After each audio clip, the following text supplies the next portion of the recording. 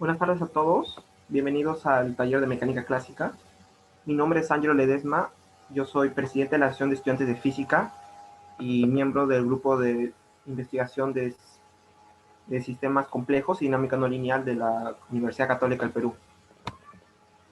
En esta ocasión vamos a dar un taller enfocado al examen EU. Por favor, todas las preguntas que tengan, hacerlo por chat. Y en el momento, pero por favor por chat, no prendan cámaras ni audio para que exista una fluidez en el taller. Y si no se escucha o no se ve, lo podrían indicar por el chat. Igualmente, le doy las gracias por estar en este taller y vamos a comenzar ahora.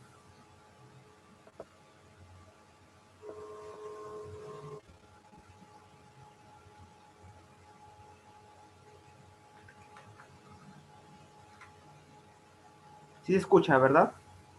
Confírmenme por favor si se escucha y se ve la pantalla.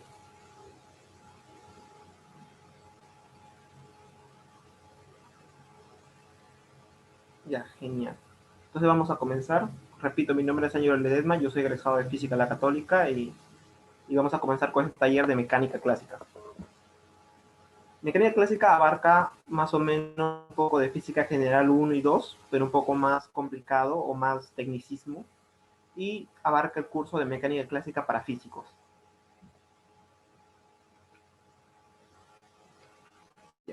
Vamos a ver un ejemplo del examen de 1992 del Unificado de Brasil.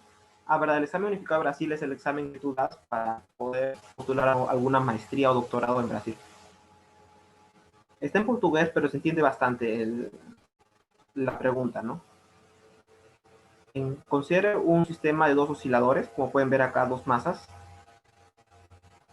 con constantes K1, K2 y K3, los resortes.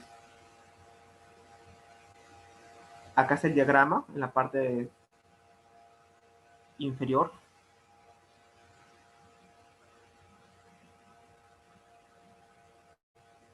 ¿No? Acá pueden ver el diagrama del problema. Ya. Estos sufren desplazamientos de la posición de equilibrio. La posición de equilibrio son estas barritas de acá. Entonces estas se desplazan, en este caso X1 y en este caso X2. Este es un sistema acoplado, ¿no?, de masa. La primera pregunta, escriba las ecuaciones de movimientos que obedecen por X1 y X2. La segunda pregunta, encuentre las frecuencias normales y las. La tercera pregunta es discutir qué sucede si es que hay un efecto de amortiguamiento y qué pasa si es que K3 no existe, ¿no? Si no existe este resorte acá. Entonces tenemos esta figura donde hay una masa acoplada a dos resortes, K3 y K1 y K2. Las masas son movidas por un X1, en el otro X2. Las dos partes de la posición de equilibrio, obviamente. Podemos usar la ley de Newton, sumatoria esfuerzo igual a masa por aceleración, ¿no? Pero este es un taller para gente que esté interesada en física más formal. Entonces no vamos a utilizar la ley de Newton, sino utilizaremos el lagrangiano. El lagrangiano, para los que no saben, es una expresión que se define como la energía cinética menos la energía potencial de todo el sistema. En este caso, la energía cinética sería de este bloque de masa, M1, más la energía cinética del otro bloque de masa, menos la energía potencial de todo el sistema. Hay tres resortes, entonces son tres energías potenciales: B1 de K1, B2 de K3, de K2 y B3 de K3, ¿no? Entonces este sería lagrangiano, energía cinética menos energía potencial. A la velocidad 1 lo voy a llamar X punto, ¿no? Esto va a representar a la velocidad, solo para tener un mayor orden. A la velocidad 2, X punto 2. La energía potencial elástica es K1 por X1 al cuadrado, ¿no? El otro es K2 por X2 al cuadrado, porque se desplaza X2, la deformación es X2. Y en el tercero sería menos K3 sobre 2 por X1 más X2 al cuadrado. ¿Por qué X1 más X2? Porque si los dos se desplazan, x1 y x2, la deformación en K3, ¿cuánto sería? La suma de los dos desplazamientos. ¿Sí? Y usaremos la ecuación de Euler-Lagrange para hallar las ecuaciones de movimiento. Es de la famosa ecuación de Euler-Lagrange. Es derivada temporal con respecto al lagrangiano, con respecto a una coordenada generalizada, menos derivada del lagrangiano con respecto a la derivada de la coordenada generalizada. Esta es coordenada generalizada punto, significa que es la derivada temporal de la coordenada generalizada, ¿no?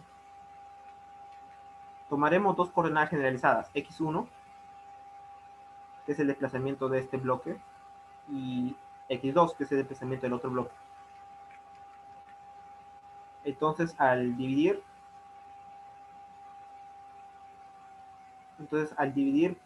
podemos encontrar dos expresiones, ¿no? Derivada del lagrangiano con respecto a x1, derivada del lagrangiano con respecto a x2.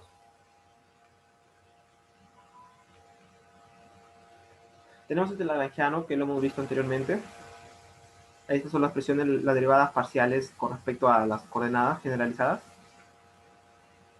Ahora obtenemos la otra componente, ¿no? Derivada de L con respecto a x.1, que sería m1 por x.1. Obtenemos esta forma de acá, lo mismo con el otro. Ahora tenemos tanto esta derivada como esta expresión. Entonces, al utilizar la ecuación de Euler-Lagrange, obtenemos estas dos ecuaciones. Y estas serían las ecuaciones de movimiento. Y eso es lo primero que nos piden, ¿no? Entonces, primero definimos un lagrangiano que está acá. Luego utilizamos la ecuación de Euler-Lagrange y obtuvimos las leyes de las ecuaciones de movimiento, ecuación diferencial de movimiento. ¿Podríamos haberlo hecho por Newton? Claro que sí, pero lo hicimos con Lagrange, que le da un mayor formalismo al problema.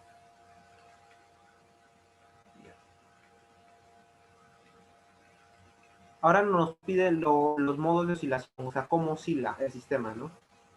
Esta es la ecuación de movimiento, m1x1, k1,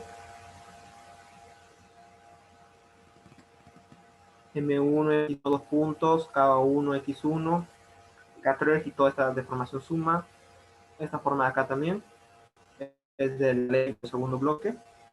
Se dan cuenta que esta ley de movimiento están acopladas, ¿no? Están combinadas, x1, x2, así. No se puede resolver normalmente como lo hacíamos con un oscilador armónico. Entonces, ordenándolos, solo el x1 poniéndolo a un lado y el x2 a otro lado. En la ecuación de abajo también, de la misma forma, x2 a un lado y x1 a un lado. Y proponemos dos soluciones. Estas soluciones son tipo armónica, ¿no? Porque es e a la i w t. Y la otra solución es a2 por e a la i w t. Estas son soluciones armónicas. Saben que e a la i w t es un coseno más i seno. Entonces son soluciones armónicas. Proponemos, esta es una propuesta de nosotros, como soluciones. Reemplazamos esto en estas ecuaciones, que haría de esta forma, la primera ecuación. La segunda ecuación de esta forma de acá.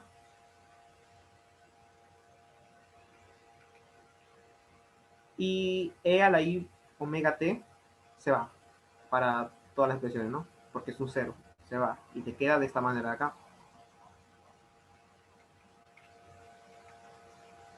Esta expresión de acá, si se dan cuenta, A1, se dan cuenta que A1 está acoplado por todo esto, ¿no? A1 por esto, A2 por esto y A2 por esto. Es lo mismo representarlo mediante esta expresión matricial, la de acá. Porque esto va a quedar multiplicado con A1 y esto con A2. Si multiplicamos esta fila con esta columna, obtenemos la primera expresión. Y si multiplicamos la segunda fila con esta columna, obtenemos la siguiente expresión. Entonces, todas estas dos ecuaciones de acá pueden ser representados matricialmente de esta forma. No olviden que A1 son las amplitudes, ¿no? Estas son amplitudes. Entonces sería de la forma de una matriz M por A es igual a 0. ¿Sí? Esto nos da solo porque nosotros hemos planteado este tipo de soluciones.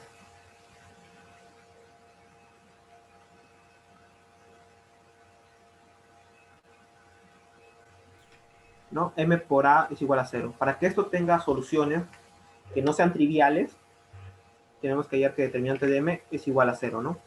Esto implica esto.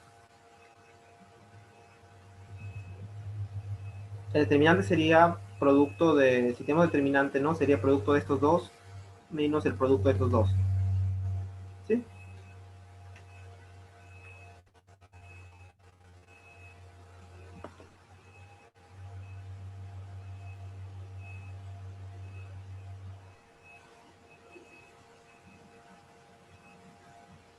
Ya.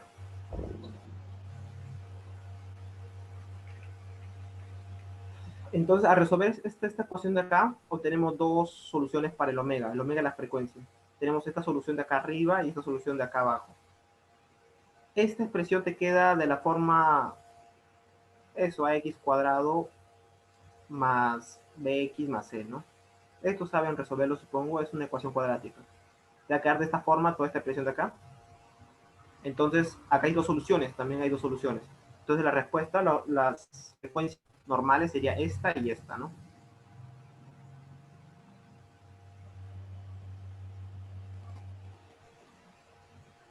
Entonces, esa es la parte, la segunda parte, las dos frecuencias de oscilación. La primera parte y la segunda, ¿no? Frecuencia positiva, frecuencia negativa. Reemplazamos las frecuencias en la ecuación inicial, en las ecuaciones, en la ecuación de M. En estas ecuaciones reemplazamos las frecuencias y podemos hallar la relación entre las amplitudes. Y obtenemos que la amplitud en una ecuación es de esta forma y la amplitud en la otra ecuación es de esta forma.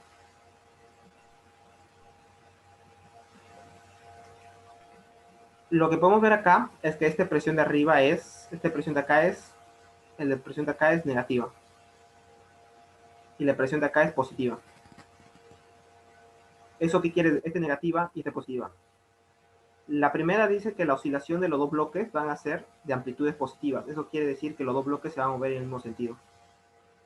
Porque si esto es negativo, va a pasar al otro lado con positivo, ¿no? Y positivo es igual a positivo. Entonces indica que las dos oscilaciones, el primer modo de vibración natural sería que dos se muevan hacia el mismo lado. Y la segunda, si este es positivo, pasa al otro lado como negativo. Entonces el siguiente modo de vibración sería que las dos amplitudes sean de signo diferente, es decir, se mueven los dos en sentido contrario. Entonces, los modos de vibración del sistema que estamos viendo es que los dos bloques se muevan en el mismo sentido o que los dos bloques se muevan en sentido contrario. Todo va a depender de las condiciones iniciales, pero en esencia solo serían dos modos de vibración. Tanto esto como esto, ¿no?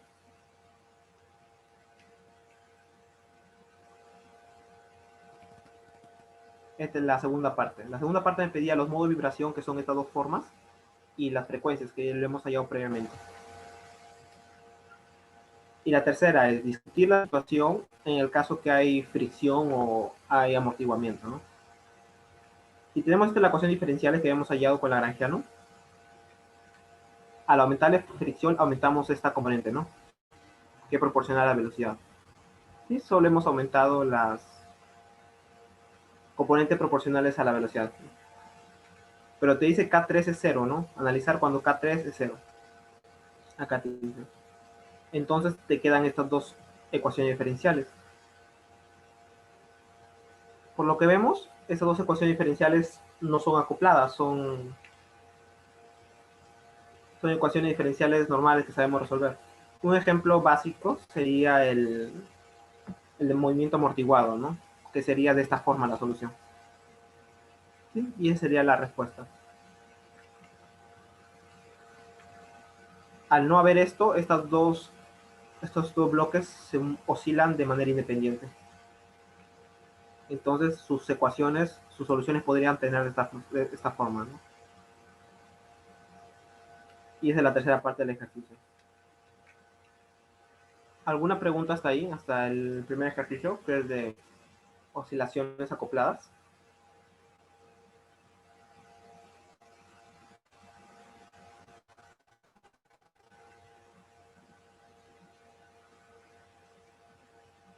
¿No tienen dudas? Ya, bueno, si no tienen dudas, claro, acá hay un signo menos. Ahí está un signo menos a los dos. Este es un ejercicio de oscilaciones acopladas. El método que lo resolví es el más clásico de todos, ¿no? Aplicando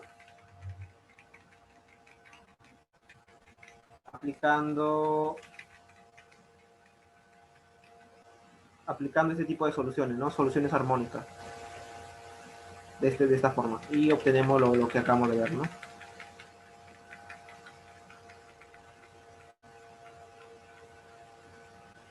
Y ahora sí, con otra pregunta. Una, una partícula masa, una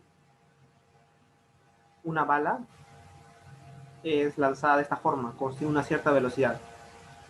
Y es un disco. La bala se incrusta en el disco y se queda ahí en el disco, ¿no? Y el disco empieza a girar, obviamente.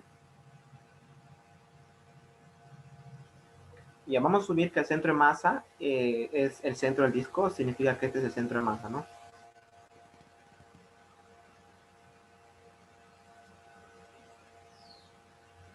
Es el centro de masa después de la colisión entre la bala y este disco, ¿sí?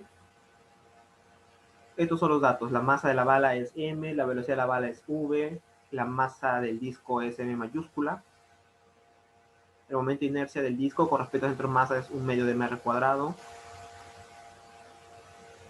y nada más. La parte A. ¿Cuál es la velocidad del centro de masa del disco después de la colisión? ¿Cuál es el momento angular del sistema después de la colisión? Y determinar el cambio de energía cinética del sistema en la colisión, ¿no? Para los que no saben inglés, supongo que todos saben inglés, pero para los que no saben, ese es el fenómeno. Hay una bala, llega, choca, se queda pegada al disco y el disco empieza a girar y a moverse, ¿no? Ese es todo el fenómeno físico.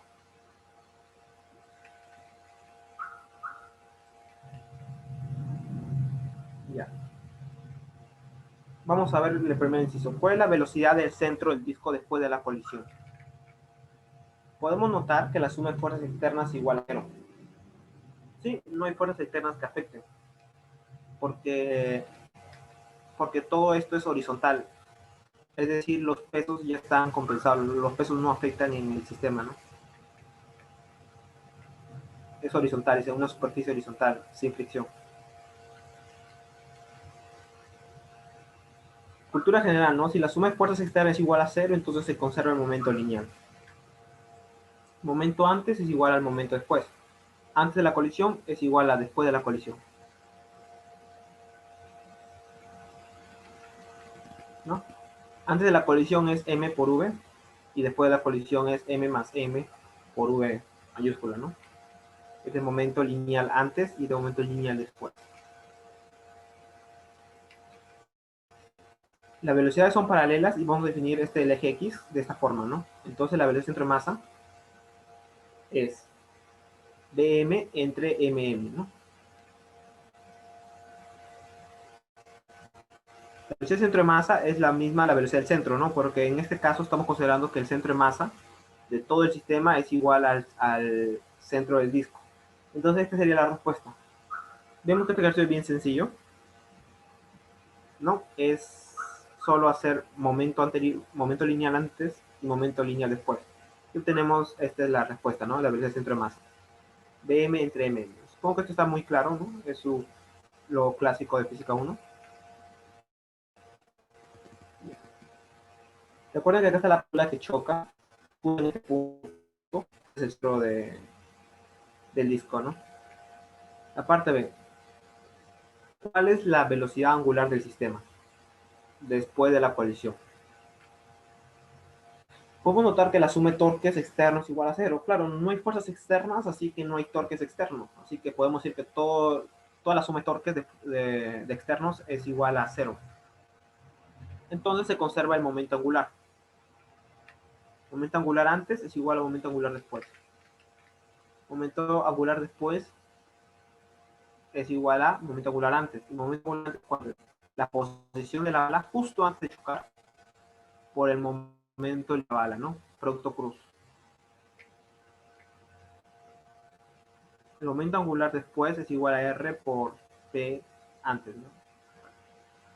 Y esto es igual a el momento de inercia del sistema por omega, ¿no? Esta es la definición también de momento angular, momento de inercia por omega. Entonces, el omega, que en este caso es la velocidad angular, queda de esta manera, ¿no? R es el R del disco, momento es mb por seno del ángulo que forman tanto estos dos vectores, que es 150, entre el momento de inercia del sistema con respecto al O, ¿no? Sería el momento de inercia del disco más el momento de inercia de la bala, ¿no? De la bala que queda incrustada justo en este punto acá. Entonces, al reemplazar el momento de inercia del sistema en esta ecuación de acá, obtenemos la velocidad angular, que sería de esta forma acá, ¿no? Ya. Acá voy a hacer una aclaración. Esta ecuación de acá, o sea, el L es igual a esta expresión de acá, solo se cumple por dos razones. Una, porque el disco tiene un eje de simetría. El disco tiende a girar en ese eje de simetría. Solo se puede usar el momento de inercia como escalar. En este caso es un escalar.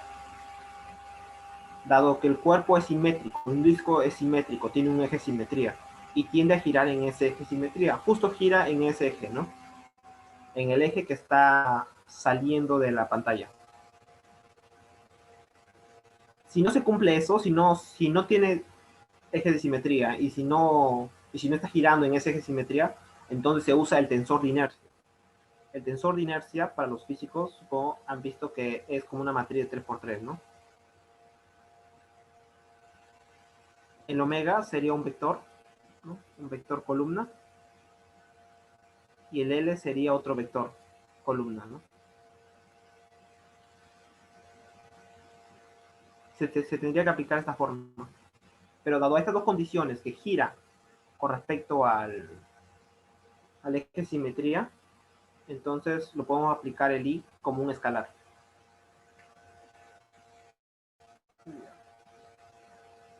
La parte C, determinar el cambio de energía cinética total del sistema. O sea, sería energía final menos energía inicial. Variación de energía es igual a energía cinética inicial, o final, digo, final, que sería la de traslación más energía de rotación, menos la energía cinética inicial, que sería de la bala nada más. Traslación sería masa por b cuadrado entre 2. Rotación sería un medio de inercia por omega cuadrado, menos la energía cinética de la bala, que sería un medio de mb cuadrado, ¿no? Entonces delta E tiene esa forma. Recordamos que la velocidad angular tiene esa forma de ahí. La velocidad entre masas es esto. Estos son datos que hemos hallado justo anteriormente. El momento de inercia con respecto de todo el sistema con respecto al punto O de esta forma. Entonces reemplazamos estos tres datos en esta ecuación de arriba y obtenemos, y esa es la tercera parte del ejercicio. M en minúscula es la masa de la bala y M mayúscula es la masa del disco que está girando. Este es otro ejercicio. Este es el ejercicio del 2009.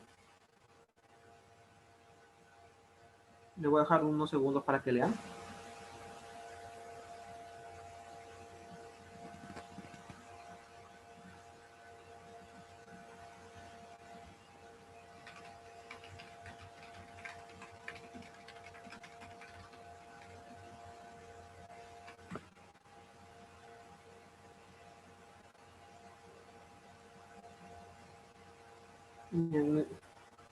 Para los que no saben inglés, sería una partícula de masa sujeta a una aceleración debido a la gravedad, ¿no?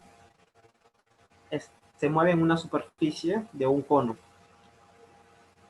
La abertura del cono es 2 alfa. y el origen de coordenadas está en el punto del cono, ¿no? Y la fricción es despreciable.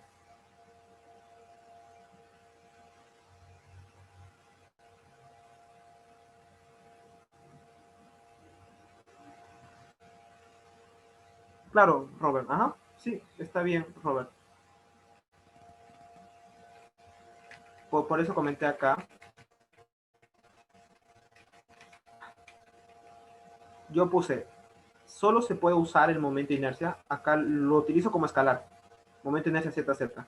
Solo aclaro, ¿no? Que si el cuerpo no fuera simétrico, solo en el caso que no, otro caso cualquiera, no se podría aplicar eso, ¿no?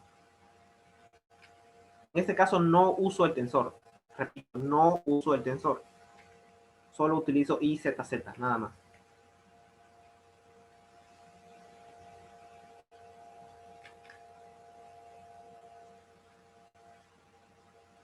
No estoy usando el tensor, solo doy una observación nada más.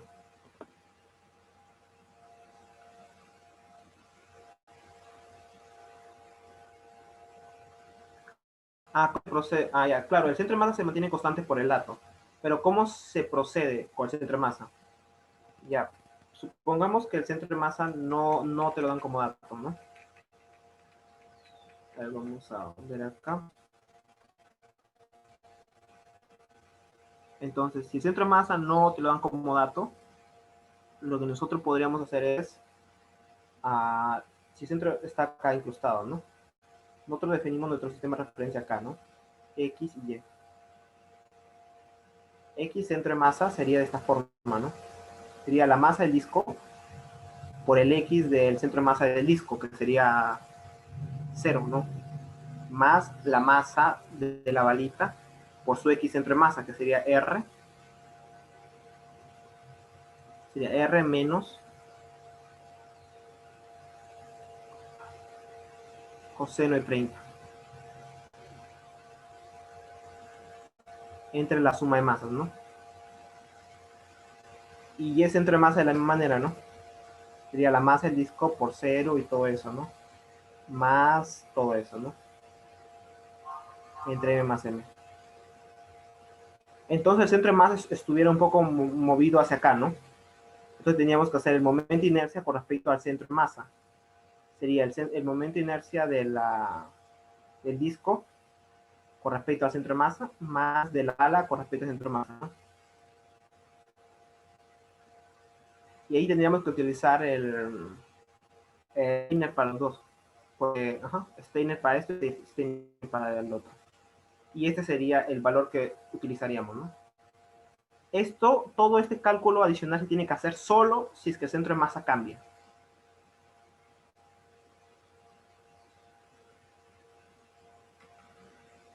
¿Sí? ¿Todo claro?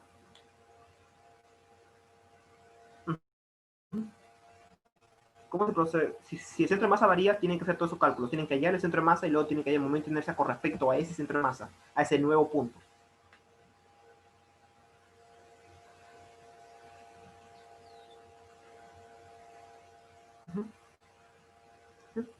Ya. Pero para no hacer todo este cálculo de centro de masa y luego tenemos que hacer Steiner ambos lados,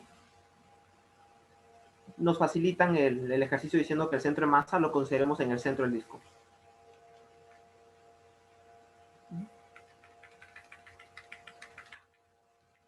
Por si acaso, no estoy utilizando el tensor, por si acaso, no uso el tensor. Solo aclaro que en este caso no es necesario utilizar el tensor. Y ahora este ejercicio acá. Ya, ahí está. Con este grafiquito ayuda bastante a ver el ejercicio, ¿no? Una partícula está en un cono, en la superficie de un cono. Acá está la partícula. El cono tiene apertura 2 alfa, entonces si este es alfa, entonces la apertura sería 2 alfa. El sistema de referencia es este punto de acá, es el origen. Y este sería todo el sistema, ¿no? Si lo vemos en la parte superior, la parte de arriba, entonces lo veríamos de esta forma. La partícula está acá, ¿no? Estas dos son las dos vistas de la partícula. Ya. Nosotros sabemos que la energía cinética Podemos, ¿no? Energía cinética un medio de m por x punto al cuadrado, ¿no? Más así con cada coordenada, ¿no? Luego y punto al cuadrado y más z punto al cuadrado, ¿no? ¿Cómo se lo dé de esa forma? Pero luego tendríamos que convertirlo a coordenadas esféricas. Acá dice usar coordenadas esféricas.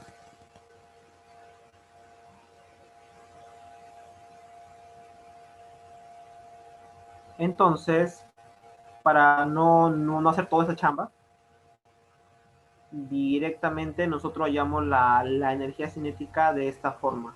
Sería, en coordenadas esféricas hay tres coordenadas. Coordenada R, en este caso coordenada alfa y en este caso coordenada phi. Entonces sería energía cinética de la coordenada R sería un medio de mr cuadrado, punto, ¿no? Luego energía cinética en la coordenada alfa, que sería su velocidad así, ¿no? Que sería R por alfa punto la velocidad al cuadrado, ¿no? Y la otra coordenada sería este radio de acá, que es R seno de alfa.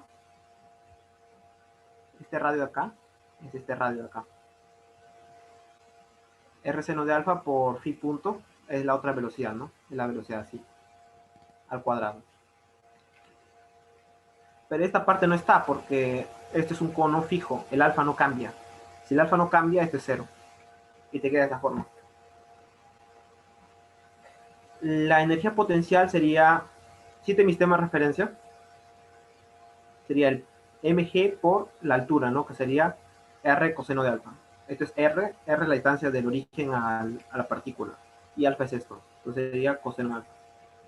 Y ya está, esto sería energía cinética y energía potencial con respecto a las coordenadas esféricas, ¿no? Como repito, se puede usar la energía en cartesianas y luego reemplazar estas coordenadas en esféricas, pero sería más trabajoso. Ya. La parte B, obtener Lagrangiano del sistema y encontrar las ecuaciones de movimiento. Esa es la energía cinética y la energía potencial, ¿no? Lagrangiano, ¿se acuerdan qué es? Energía cinética menos energía potencial. Entonces Lagrangiano queda de esta forma. Solo he restado los dos, nada más. Ahora vamos a definir coordenadas generalizadas. Acá hay un debate. Algunos profesores al alfa no lo consideran coordenada generalizada. Otros sí consideran, porque el alfa es fijo, así que no sería coordenada. Porque no. Pero otros sí, así que vamos.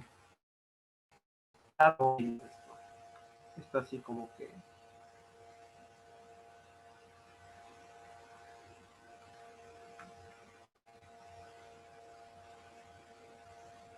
Pero es constricción, claro, claro. Claro, debería considerarse, sí. Justo yo estoy en el aspecto que se debería considerar, pero varios profesores de mecánica clásica que yo he tenido me han dicho que no se considera, pero yo lo estoy considerando. Es una constricción, sí. Y entonces, al aplicar Euler-Lagrange, tenemos tres ecuaciones, ¿no?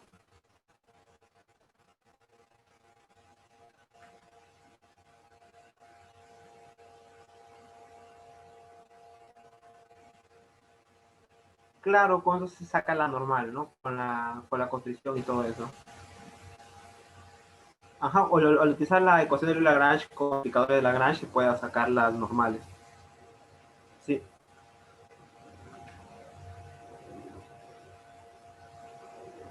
tenemos esta expresión y esta expresión, ¿no?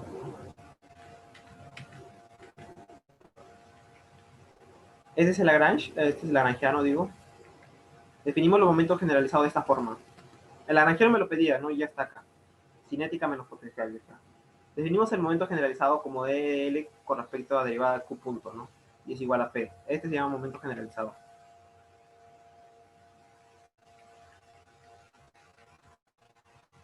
Igual que el anterior, obtenemos la siguiente expresión de la ecuación de Lagrange. Esta ecuación de acá. Esta no lo consideramos porque esto se necesita como multiplicadores, ¿no?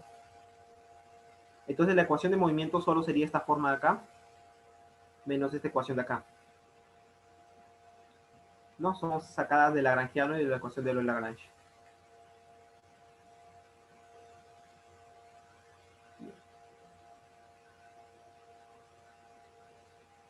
Vemos que en esta ecuación se puede ir el alfa cuadrado, seno de alfa cuadrado, ¿no? Y se puede ir m, y te queda esta expresión acá. Entonces, esta expresión de acá es como derivada de r cuadrado por phi punto. ¿No? Si lo derivan temporalmente, se dan cuenta que es esta expresión de acá. ¿Sí?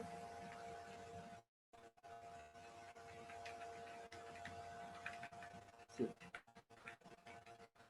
Sí. ¿Para qué estoy haciendo esto? Porque me piden que se conserve en el sistema. Estoy con una ecuación diferencial hallándolo. Entonces, r cuadrado por phi punto es una constante de movimiento. Entonces significa que esto es igual a una constante L, que no es L, pero es una constante. M es constante, seno de alfa es constante, todo esto al cuadrado, ¿no? Porque es constante. O sea, todo esto es una constante. Yo le he dado forma así porque se me ha dado la gana de darle forma así. Por eso. Todo esto es constante. Obviamente r cuadrado por phi punto es constante porque su derivada con respecto al tiempo es igual a cero. Entonces, si pasamos a multiplicar esta expresión de abajo arriba, nos queda esta forma de acá. Y esta forma de acá es de esta forma, r seno de alfa por la velocidad en phi por m. Y esto es de esta forma, r seno de alfa es como un r minúscula del círculo que habíamos visto anteriormente. Y velocidad en phi por m es como el momento lineal en phi. ¿Y esto qué es? R por momento lineal en phi es el momento angular. Entonces, ¿qué se conserva? El momento angular. Esa sería la respuesta, se conserva el momento angular. Este es el lagrangiano, esta es la ecuación de Lagrange. El P se conserva, ¿no? Este es de la tercera coordenada. ¿Sí? DDL, D punto Q punto es igual a P. Y P es el momento generalizado, ¿no? El momento generalizado de phi es el momento angular. En este caso, el momento generalizado de phi es el momento angular. Si un momento generalizado se conserva, entonces se conserva una cantidad física. Sí, esta es una tendencia. Si un momento generalizado se conserva, entonces se conserva una cantidad física. Esto es P. O sea, toda esta expresión de acá es P. Y este es cero. Entonces significa que P es una constante de movimiento. En este caso, el P es el L, es momento generalizado. El P es el momento angular.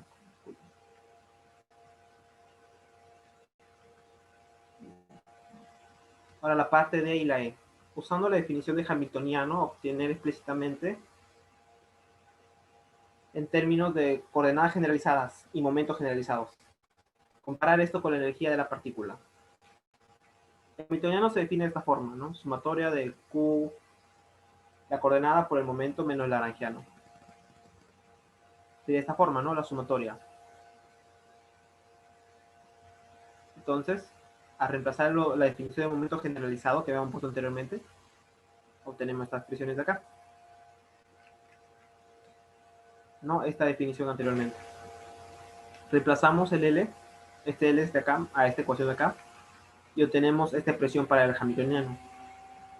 Y esto es igual a la energía. Solo en este caso, ¿eh? Si quieren ver el Marion o el Peter Waleka o varios libros en el cual te dicen qué condiciones debe cumplir que el hamiltoniano sea igual a la energía. No siempre se cumple, pero en este caso sí se cumple.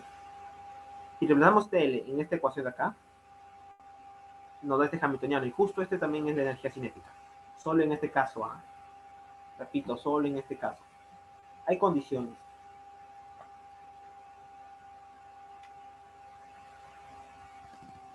Este es el hamiltoniano, el momento, no digo el momento, es el lagrangiano. Es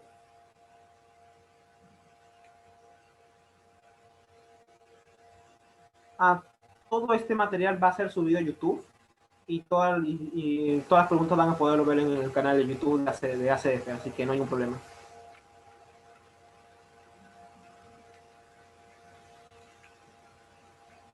Ya.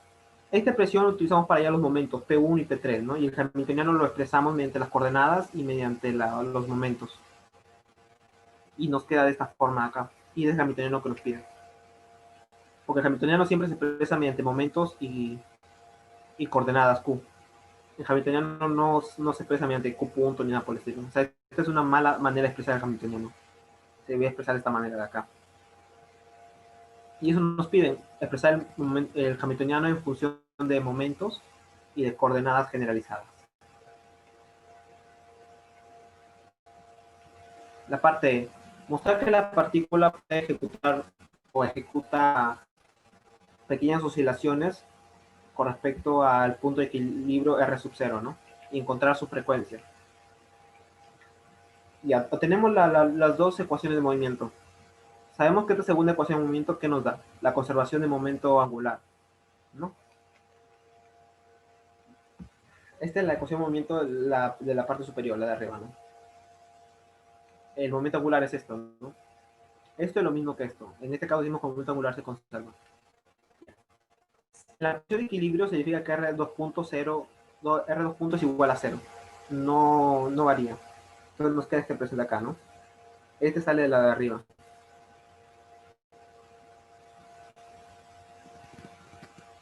Se va esto, ¿no?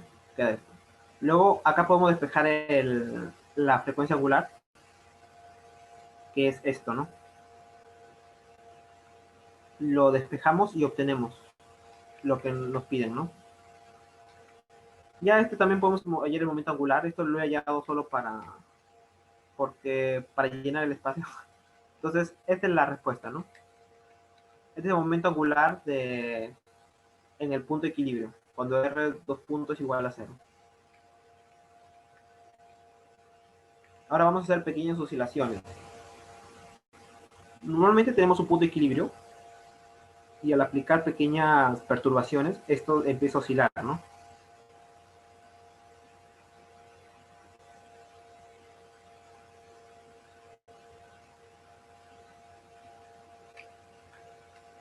Este es R y este es ya. Entonces, a mi posición R sería la posición de equilibrio, R sub 0 más una perturbación N.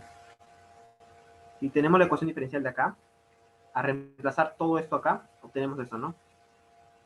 Esta posición de equilibrio, dos puntos, su derivada es 0, ¿no?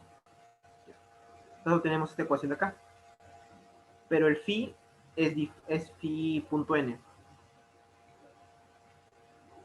Recordamos que el L se mantiene constante, ¿no? Este es el L en equilibrio. Y este es el L, el momento angular, cuando se perturba del equilibrio. Los dos momentos angulares deben ser iguales. Con eso pillamos esta expresión de acá, para luego reemplazarlo acá. Al hacer aproximaciones, podemos aproximar por Taylor, obtenemos esta expresión de acá.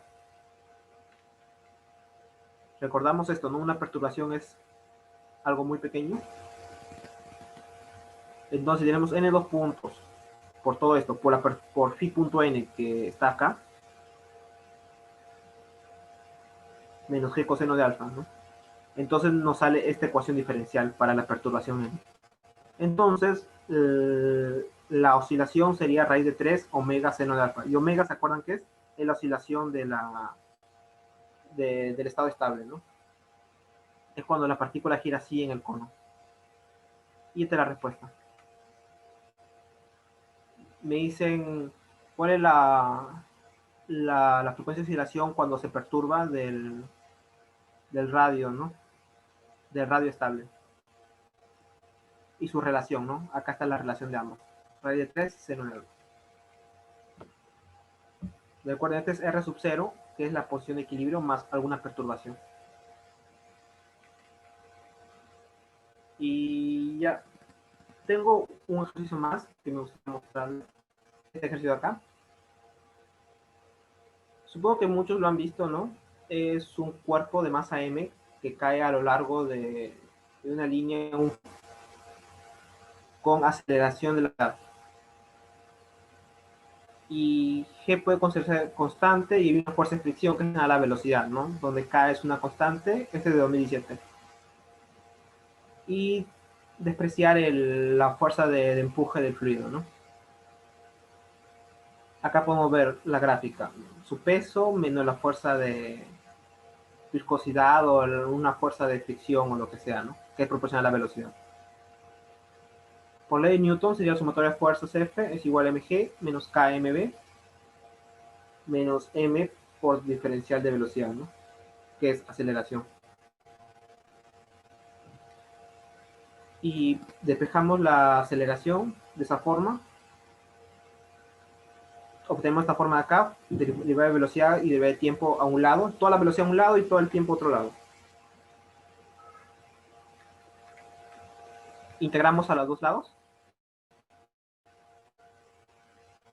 Parte de reposo v sub 0, aquí la velocidad v, tiempo 0, tiempo t. Integramos y obtenemos la velocidad, ¿no? Cuando el tiempo es infinito, reemplazamos y obtenemos esto. Esta va a ser la velocidad de equilibrio cuando el tiempo es infinito. Sí, y esa es la parte B, ¿no? ¿Cuál es la velocidad límite, ¿no? Acá está la velocidad límite. Y acá te piden la velocidad en función del tiempo. Acá está la velocidad en función del tiempo, ¿no? Ahí está la parte A. Y la parte B. Ahora la parte C te pide Z en función del tiempo, ¿no? Y considerar Z0 es igual a 0. Igual, si tenemos la velocidad derivada de Z con respecto al tiempo, todos los Z a un lado, todo el tiempo a otro lado, ¿no? E integramos otra vez. Me queda el Z. Y en función del tiempo, ¿no? Despejando las integrales, entonces me queda esta expresión. Y la velocidad, me queda esta parte de acá, ¿no? Este es el Z en función del tiempo, que sale esta expresión de acá, ¿no? Luego me piden Z en función de velocidad. Podemos despejar el tiempo en función de la velocidad y reemplazamos en este Z, ¿no? Y ahí obtenemos el Z en función de la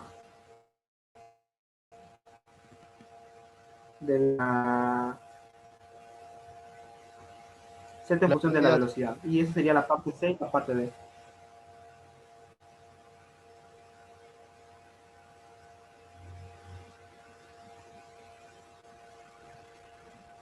¿Sí? Y esa sería la parte C y la parte D.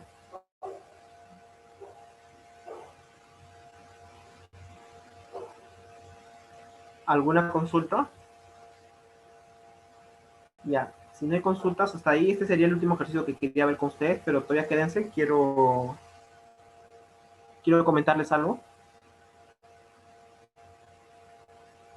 Z en función del tiempo, claro, acá está Z en función del tiempo. Hasta Z en función del tiempo. Tenemos esta expresión de acá, integramos por ambos lados al dz y obtenemos el Z en función del tiempo. Y este es Z en función de la velocidad. Yo, Dime. ¿qué tal? Gracias a todos por su asistencia. Quería comentarte si es que podías, si es que tenías disponible diapositivas y puedas pasar la del péndulo doble y esta la de Ah, ya. resonancia. Solo muéstralas y normal. Sí, acá había otros ejercicios. Lo pueden pausar en cualquier momento en YouTube, así que no hay ningún problema. Aquí el péndulo doble. Lo que está con verde son las respuestas finales. No lo pases tan rápido. Y hasta ahí sería. Al- ya, La chicos, quería despedida. comentarles algo. Julio, ¿ya puedes cortar la transmisión en FB? Sí, hace una pequeña despedida. Muchas gracias por estar acá, chicos. Les quiero comentar algo. Julio, ¿puedes apagar la transmisión, por favor? Ya, claro. Bueno, chicos, muchas gracias. El video se va a encontrar Gracias. disponible. En unos momentos les paso un enlace. Gracias por su asistencia.